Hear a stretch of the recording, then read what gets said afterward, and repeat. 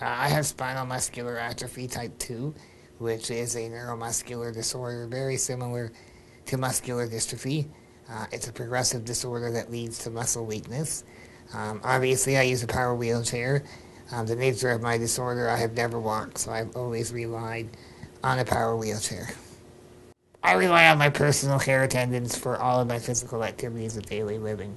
So things like using the washroom, feeding, bathing, dressing, driving my vehicle, helping me at work taking notes and using the computer.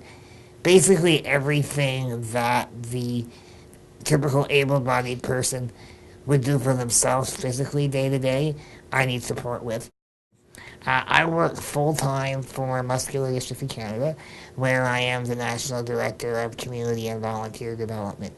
So I'm part of the National Strategic Management Team of the organization, and I'm involved in setting policy and strategy for volunteerism across the country.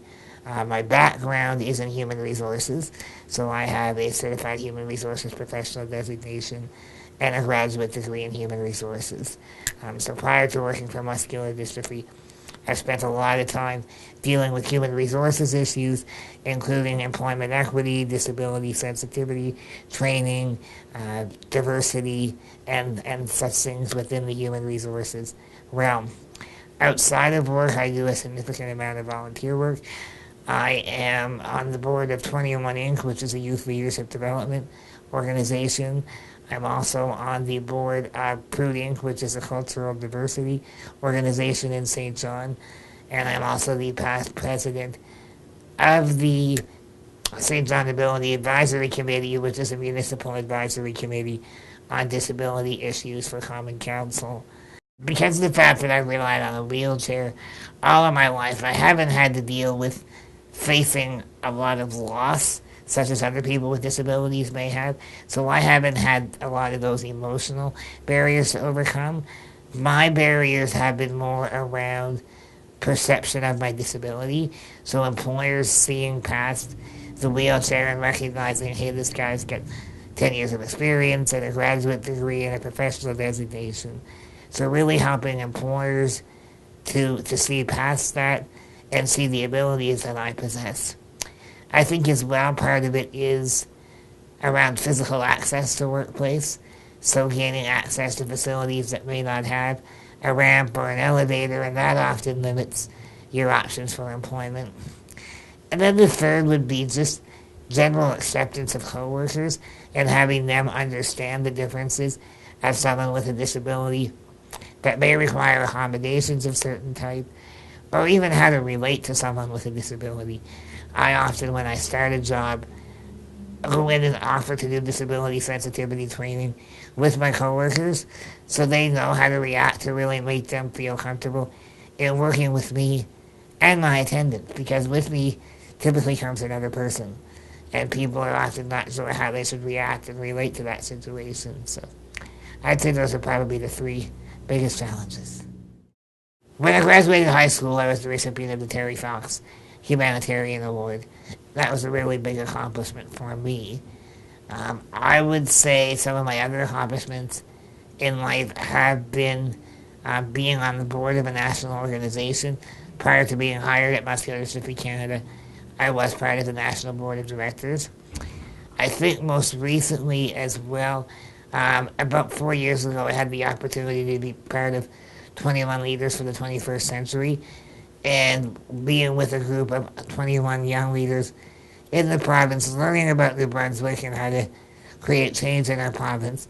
And that was a great experience for me. And as well, I think it really opened up the eyes of the other participants as it relates to diversity and disability issues. And then most recently would be the Governor General's Canadian Leadership Conference.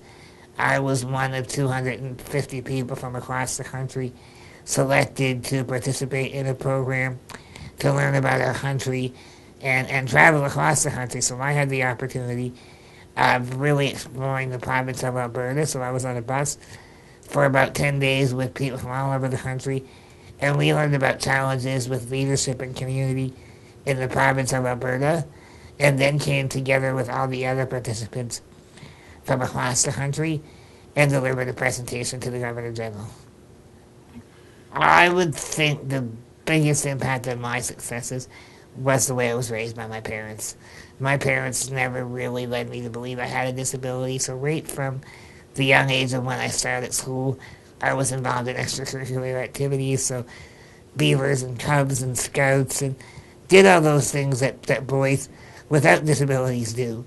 And because of that, I became more involved in student politics through junior high and high school and into university, and really became involved in my community. And I think part of that was the passion and drive that my parents instilled in me to really face those challenges head on and move forward in life.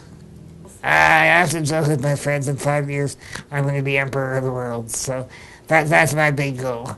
Actually, in all seriousness, I have a few options. I'd like to eventually get back into my field of human resources in a senior level strategic role with either the government or the private sector or even a nonprofit in that capacity. But I'm also very interested in becoming more engaged in my community and challenges facing our province, such as poverty and immigration. And I do know that there are a lot of opportunities to become involved in the public sector as it relates to those. So either in community capacity building or human resources, I would say, are where I want to be in the next 5 years. I think the biggest advice I could give in terms of being motivated is to really look at the strengths that you have to offer and really build your confidence up in those areas and recognize those and learn how you can promote them, because once you know what you're good at, you tend to be a lot more successful. I think as well is working with others and learning from their experiences. I find a lot of people when they become disabled or have a disability tend to crawl into their shell and not want to relate to the rest of the world. And when you have the opportunity to meet with and network with and work with other people with disabilities, they can often be role models for you, and so you can learn from their experiences as well. My advice to reaching education or employment goals are to be persistent. Living with a disability, you're often faced with challenges and obstacles that the average Joe on the street isn't faced with, and you do need support to continue on in meeting your goals. So it's being persistent, not giving up. If you're applying for support from a community agency or the government and you get the answer of no, don't take that as an answer. Appeal it, push, use your networks to support you in really getting what you need to succeed.